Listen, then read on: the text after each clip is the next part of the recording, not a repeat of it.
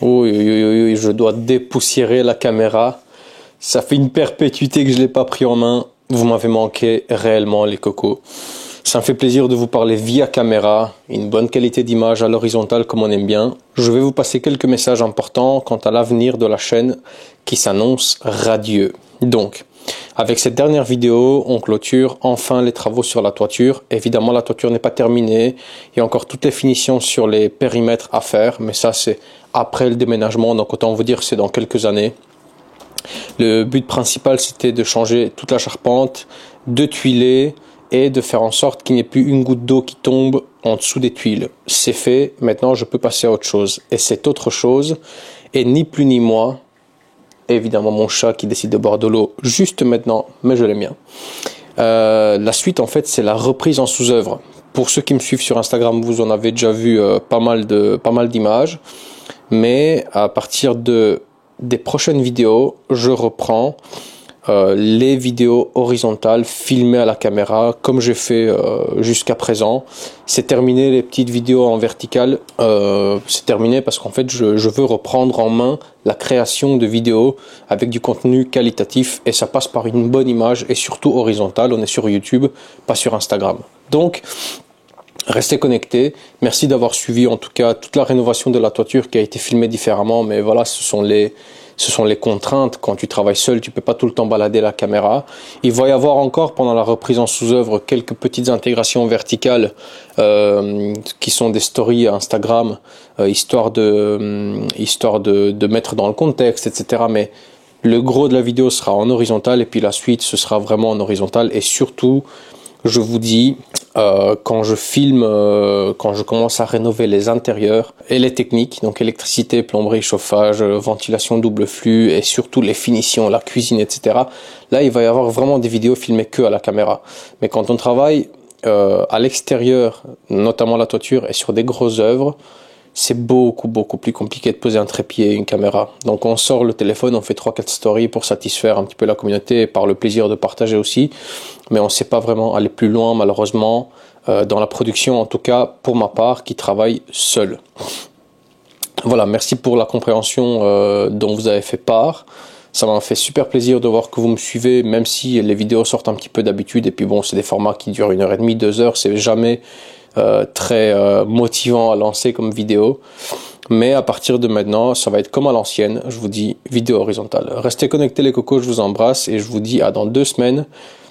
Je vends pas la peau de l'ours avant de l'avoir tué bien évidemment, mais je vais essayer à terme de vous refaire une vidéo par semaine, puisque quand je vais commencer à travailler dans la maison, chaque petite chose est un sujet de vidéo. Donc je vais avoir du contenu à vous partager, donc ce sera peut-être intéressant de vous faire des vidéos plus courtes, style 20 minutes, ce qui est un petit peu la norme, et une par semaine. Voilà, je vous promets pas, mais sachez que c'est dans les tuyaux et je vais tout mettre en œuvre pour y arriver, et surtout horizontal. Et donc j'arrête pas de vous parler d'horizontal depuis tout à l'heure, mais là je vais quand même enchaîner quelques vidéos. Donc on est toujours dans le thème de la toiture, les dernières stories que j'ai partagées en lien avec cette toiture. Donc ce sera encore un petit enchaînement de stories Instagram, encore une fois pour avoir la continuité de la rénovation. Donc si vous êtes intéressé pour savoir un petit peu l'aventure, comment je l'ai vécu, quelles sont les réflexions que j'ai eues, voir les différentes informations que j'ai pu vous partager à ce moment-là, eh bien regardez et ça va peut-être vous servir. Bon visionnage, bye bye.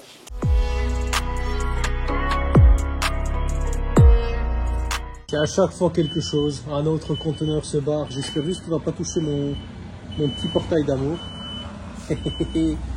C'est à chaque fois un petit parcours du combattant ici. Au revoir mon petit. Oui, oui. Va falloir nettoyer la rue, je pense.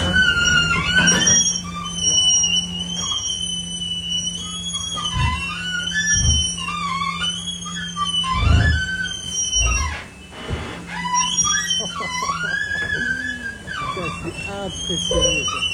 Et mon portail, millimétré.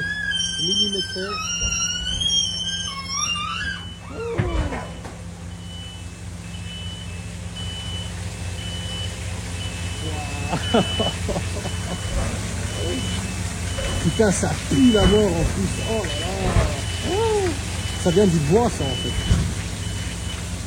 Putain. Oh, ça pue. Ça pue. C'est parti pour la dernière ligne droite sur la toiture, les loulous. C'était vraiment... il me restait le dernier morceau là et là, tu vois. Mais je pouvais pas à cause du conteneur. Donc là, il est parti. Mine de rien, j'avais carrément oublié la place que j'avais ici devant. Parce que figure-toi qu'il est resté 3 mois le conteneur. Un gros 3 mois ici. Donc là il est parti et heureusement ça fait du bien parce que là l'hiver on sent que ça commence à tabasser, donc je suis bien content de mettre un coup de boost et de terminer cette toiture. Allez, on est vraiment sur les derniers 50 mètres avant de mettre un gros finish sur cette satanée toiture. Putain, qu'est-ce qu'elle m'aura donné du fil à retordre, mais c'est d'autant plus satisfaisant quand c'est terminé. Je vous embrasse, bisous.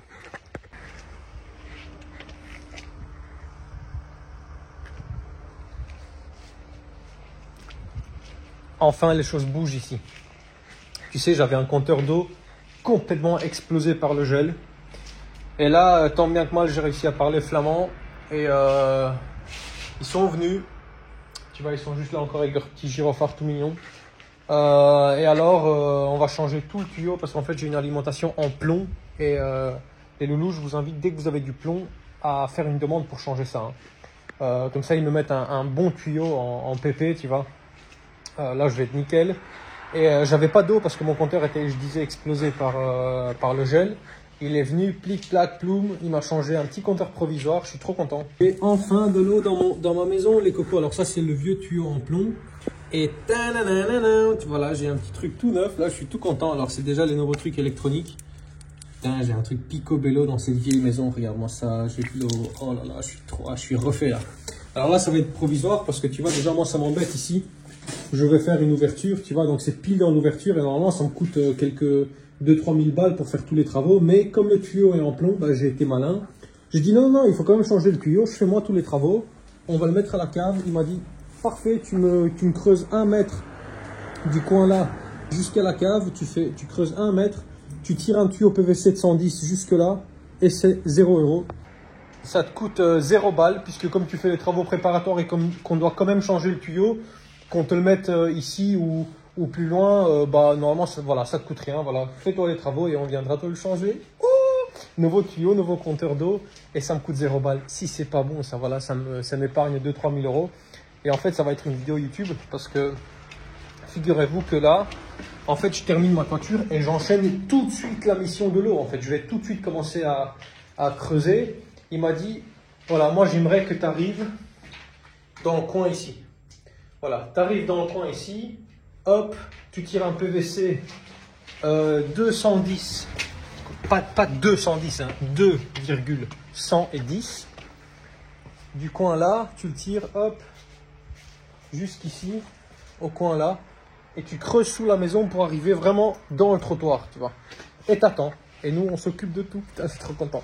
Pour les petits poulets, je suis resté silencieux sur les réseaux dernièrement parce qu'en fait, j'ai vraiment mis le paquet sur la toiture pour pas changer. Hein. Vous êtes habitués, ça fait 2 ans que je parle de cette toiture. Et j'ai la joie et le bonheur de vous annoncer que je viens de terminer le plomb sur le dernier pan de la toiture. Donc tout le plomb est officiellement terminé. Il me reste juste un peu de travail sur la corniche de rue, mais globalement j'ai profité du petit rayon de soleil qui est venu. Alors on a un peu de brume, etc., mais il fait 9-10 degrés, c'est super agréable, il fait sec. Il est vrai qu'on a eu un été de merde, mais l'hiver était beaucoup plus clément que d'habitude, donc bon, on va dire que ça compense et ça m'arrange. Du coup, vraiment, je suis rassuré de pouvoir terminer ça avant l'hiver. Allez, je vous montre. Je vais pas te faire tout le tralala, hein. Là tu connais toute la partie. D'ailleurs, tu vois d'ici les corniches, je les ai nettoyées au Karcher comme un malade. Là, tout ça en un morceau, les loulous. EPDM, et il monte jusque là. Et ici, il monte jusque là. Et en fait, il monte de telle manière à ce que si jamais un jour l'évacuation pluviale se bouche, l'eau va déborder de la toiture vers l'extérieur plutôt que d'aller sous la tuile pour tomber dans la maison. Donc c'est calculé comme ça. Donc là j'ai mis toutes mes faîtières de niveau. Ici tu vois, j'ai mis toutes les faîtières. Là je dois faire encore une finition, mais ça c'est de la finition, ça n'a plus rien à voir parce que j'ai un plomb qui prend tout en un morceau. Et ça vient par-dessus, donc il n'y a aucun risque d'infiltration. Et alors, tu vois, c'était ça le dernier pan de toiture que j'ai laissé pour la fin. Et c'est cette partie que je viens de faire. Alors ici, souviens-toi, j'ai la partie positive. Ça veut dire que la pluie qui tombe sur cette rangée-là, elle fait pam, pam, pam, pam, pam, pam, pam, pam, pam, elle tombe là. Ici, elle fait ça déjà, elle tombe déjà dans la rigole. Donc j'ai dû faire un principe de rigole. Exactement comme le côté là-bas, si tu te souviens. Mais la toiture est terminée de manière technique, mais pas de manière visuelle, puisque, je le répète pour ceux qui rejoignent en cours de route, que ce n'est pas terminé esthétiquement. Sur cette planche-là, en bois, ma planche de rive, je vais rajouter une finition style James Hardy ou un truc en fibre-ciment qui ne craint pas, enfin complètement résistant aux intempéries, que je vais venir finir sur ma planche. Et donc du coup le champ sera ici. Et ensuite je vais prendre en sandwich avec une couvertine le James Hardy, la planche et dépasser un peu sur le plomb. Tu vois, le principe de la couvertine, c'est de venir donc mettre le James Hardy. Enfin, je dis James Hardy, ça peut être n'importe quoi, mais c'est un style des plaques d'opéral, tu vois. Le prendre, hop, se coucher dessus et dépasser un peu pour cacher la rigole. Et je vais peut-être le faire avec le même râle que les tuiles pour vraiment avoir une finition orange parfaitement droite, tu vois. Et ça veut masquer les imperfections du bois, etc. Donc on va vraiment avoir une finition tirée au laser, tu vois, sur tout le côté de la toiture. Donc voilà, le topo aujourd'hui. J'en suis bien content. Et je suis tellement content que je pense que je vais brancher le Karcher, mon gars. Et je vais tout karchériser, commençant du bas vers le haut. Histoire d'enlever toute la petite verdure là qui s'est installée. Parce que ces tuiles-là ont été posées il y a 1 an et demi, tu vois.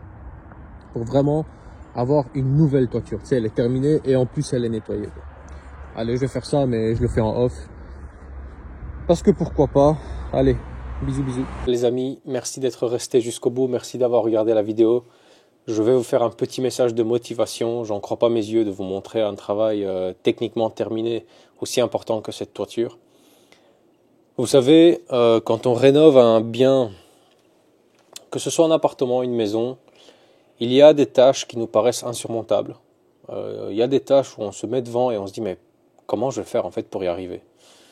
La toiture en faisait partie pour mon cas. Nous sommes des humains, évidemment moi aussi, nous ne sommes pas des robots, et par définition nous avons des lacunes. Et la toiture faisait partie d'une de mes plus grosses lacunes dans la rénovation de cette maison, puisque n'étant pas couvreur, je ne savais pas par quel bout commencer pour arriver au résultat souhaité. Et donc je me suis énormément formé sur le tas et pendant les travaux. C'est-à-dire que je n'avais pas un plan donné de « Ok, je commence par la charpente, X, Y, je fais ça, et puis la toiture à la fin, ça va être comme ça. » Je ne savais même pas. D'ailleurs, si on regarde en arrière les premières vidéos où je parle de toiture, je voulais faire avec du zinc, les corniches, les habiller en zinc.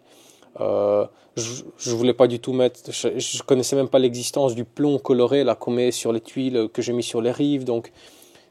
J'étais parti dans tous les sens. Je voulais faire avec du ciment, du mortier bâtard et tout. Enfin, donc, j'avais des doutes et j'étais perdu plein de fois en fait. Plein de fois. Je vous compte même pas les nuits par dizaines où je me réveillais à 3-4 heures du matin, où je me réveillais les yeux écarquillés en me disant mais putain, mais comment je vais faire pour clôturer X ou pour faire Y ou pour découper tel machin ou pour faire la corniche du milieu, comment je vais faire? Et donc je tournais sur moi-même dans le lit à chercher une solution que je n'avais pas forcément dans l'immédiat. Et donc c'est venu avec le temps, en me formant, en sortant de ma zone de confort, en essayant de prendre des informations à gauche, à droite. Et il y a eu des moments où pendant 3, 4, 5, 6 semaines d'affilée, je ne mettais pas les pieds à la maison. Je faisais la technique de l'autruche. Puisque comme je n'avais pas exactement la solution qui me convenait, je préférais ne pas aller du tout. Et alors je bossais comme un malade sur les chantiers pour faire de l'oseille, etc. Donc ça, il n'y a pas de souci. Mais le problème, c'est qu'il faisait bon. La météo me permettait d'avancer sur la toiture et je ne l'ai pas fait. Je ne l'ai pas fait parce que voilà, je voulais fuir un petit peu cet inconnu. Et donc, si je dois donner un message à mon moi d'il y a 1 an et demi, c'est putain, bouge-toi le cul, mec. Parce qu'en fait, c'est dans l'action que le chantier avance. C'est pas en cherchant 40 000 infos sur un truc, c'est dans l'action.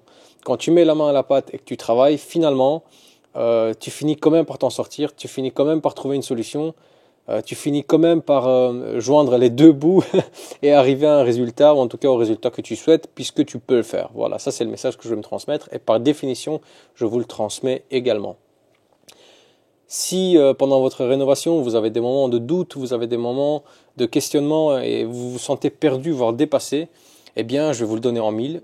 Moi aussi, avec toutes les compétences que je peux avoir et que je vous montre en caméra, il y a des choses dont je ne suis pas compétent, ou moins compétent, ou pas du tout compétent, et je me forme sur le tas comme vous. Donc, il y a moyen de faire un petit peu plein de belles choses quand on sort de sa zone de confort. Quand on fait preuve de beaucoup d'abnégation, c'est-à-dire de sacrifice, sacrifier, ça peut être sacrifier des vacances, ça peut être sacrifier des week-ends, ça peut être malheureusement sacrifier du temps en famille parce que le chantier doit avancer, ça passe par du sacrifice. Et quand vous mettez tout ça ensemble avec un peu de jugeote, eh bien vous arrivez à faire des belles choses. Voilà les cocos, comme vous avez vu en début de vidéo, la suite ça va être la reprise en sous-œuvre. Et donc restez connectés et moi je vous dis à la prochaine, je vous embrasse, bisous.